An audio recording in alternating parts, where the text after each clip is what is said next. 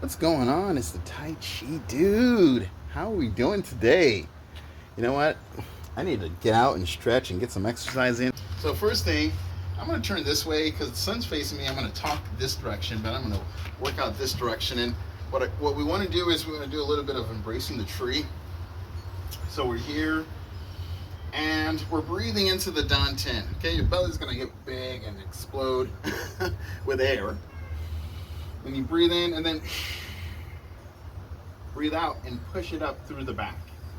There's other benefits of doing this exercise. Just Zhan Zhuang is the Mandarin term. One of the other benefits is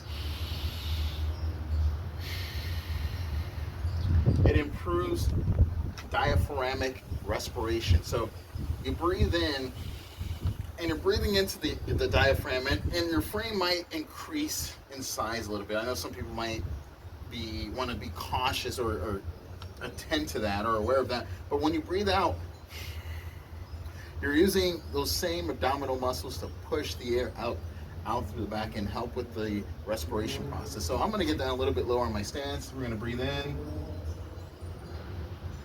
and breathe out. I try to maintain my posture. I have something up here pulling the string up. I have the string pulling my head.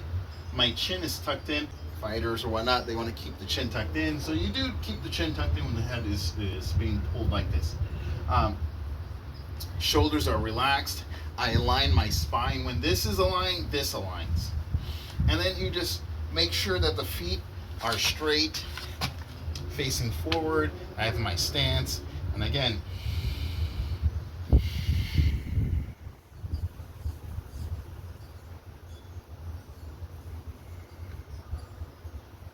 good. We can always do stance practice. I'm here, I'm standing here.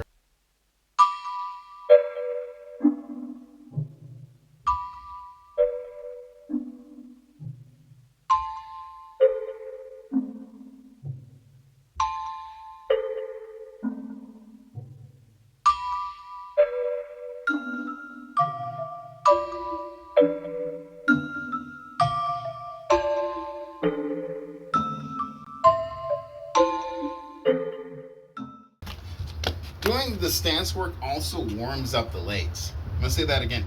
Doing the stance work also warms up the legs.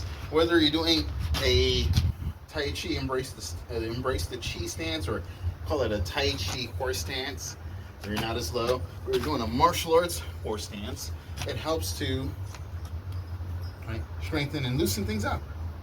Okay, I have a bar here, so I can put my leg up, but as I'm stretching, you'll notice that I'll keep my back straight. Let me try to see if it's better with the other leg here.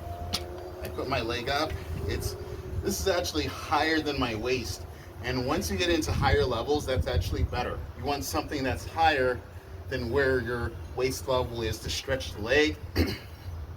As I'm here, I'm keeping straight forward. This is the Superman stretch, which I learned from one of my classmates and colleagues. John King, always. You know what I'm saying? But here, I'm stretching forward. And then we can switch sides. Okay? Again, I put my leg up. I'm here. I'm facing forward. I want to ease into that direction. Okay, and flexibility works for any martial art. Again, you want to try to keep the back as straight as possible. If you can't even get into this position, this is number one. Just making sure you have good posture. So you can see my feet are aligned, and I have to make sure I'm not like this. I'm forward. And if you can't get down all the way, it's okay. The goal is just to stretch that low back and the glute. And then we can hold it for 30 seconds, and then you're good. Okay, and then what that will do is help you to loosen things up, right?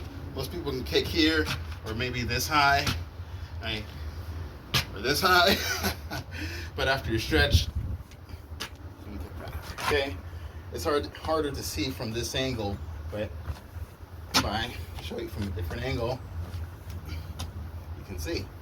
Yeah, I like to do a little bit of fight cams. If I'm coming at you,